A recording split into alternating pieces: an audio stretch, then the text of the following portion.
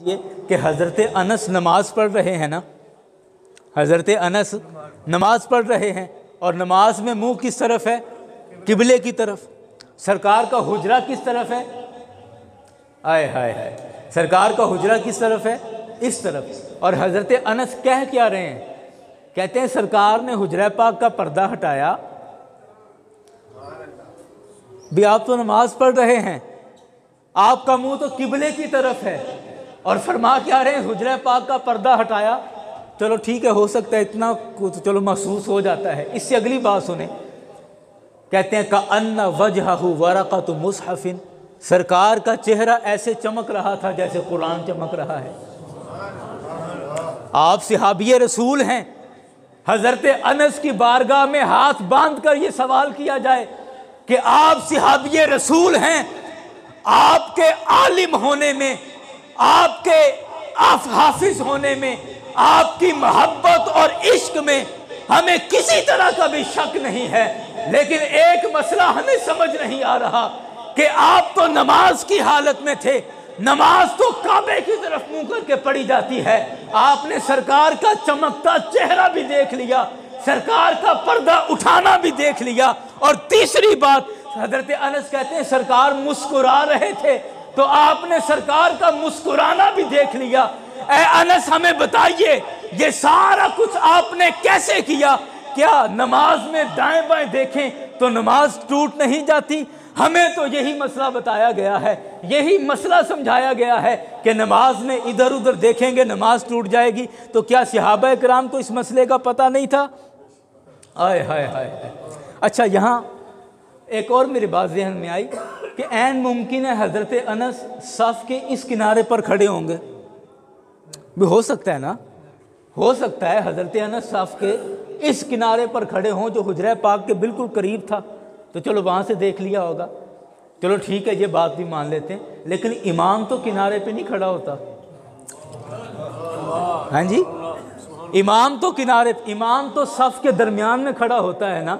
तो हज़रत अबू बकर से पूछ लेते हैं कि आप तो खलीफा अव्वल हैं, आप तो यारे गार हैं, तमाम सहाबा में बिल इजमा सबसे अफजल और आला सहाबी हैं, तो आपको इस मसले का नहीं पता था कि आप नमाज के अंदर चलने लग गए? नमाज के अंदर अगर चला जाए तो नमाज टूट जाती है, या नमाज के अंदर अगर दाएं बाएं देखा जाए, काबे से मुंह हटा लिया जाए तो नमाज टूट जाती है।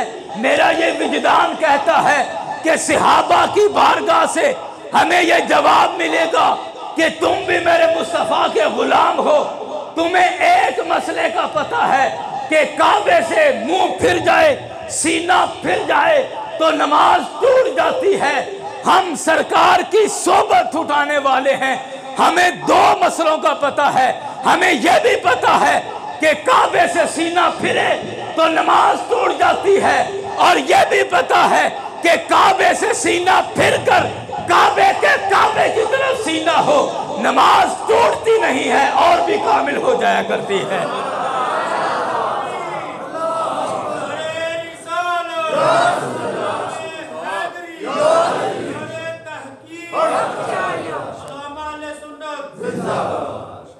हाजियो आओ शहनशाह का रोज़ा देखो, काबा तो देख चुके, अब काबे का काबा देखो। आला हज़रत ने ऐसे नहीं लिख दिया, ये अहादीस का खुलासा है जो आपने अशार के अंदर बयान किया है कि सहाबी हज़रत सिद्दीक़ अकबर रज़ी अल्लाह अन्हु आप भी अपने मुसल्ला पाक से पीछे हटते जा रहे हैं, और फिर जब सरकार ने इशारा फरमाया अतिम्मु सलातकुम, तो ज़ाहिर बात है जहाँ से नमाज छोड़ी थी वहीं से दोबारा शुरू कर दी। अल्लाह अकबर अल्लाह अकबर। यार निगरामी, सहाबा कराम का इश्क रसूल और बिलखुसूस सरकार की ज़ियारत के हवाले से जिस कदर सहाबा बेकरार रहा करते थे, जिस कदर वो फ़िक्रमंद रहा करते थे, और सरकार की ज़ियारत ही तमाम खुशियों से बढ़कर उन्हें खुशी देती थी। और फिर ये भी देखो ना कि ये सरकार की ज़ियारत ही तो थी जिसने उनको सहाबियत का मकाम अता कर दिया। और हज़रत गौसे पाक जैसी हस्ती, हज़रत गौसे पाक जैसी अज़ीम मर्तबत हस्ती कहें कि मैं सहाबी रसूल के मकाम के और मर्तबे के सामने ऐसे ही हूँ जैसे कोई सिहाबी किसी घोड़े पर बैठे और वो घोड़ा मैदान में दौड़े और उस घोड़े के पैरों से उठने वाली धूल के बराबर भी नहीं हूँ।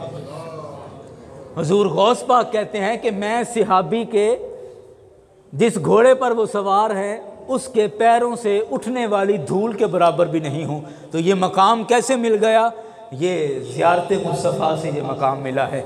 ईमान की हालत में सरकार की ज़ियारत की है और उसी ईमान पर आखिरी सांसें ली हैं, तो अल्लाह ने सहाबियत का मकाम अता फ़रमाया और उम्मत में तमाम लोगों पर उनको फजीलत अता फ़रमा दी।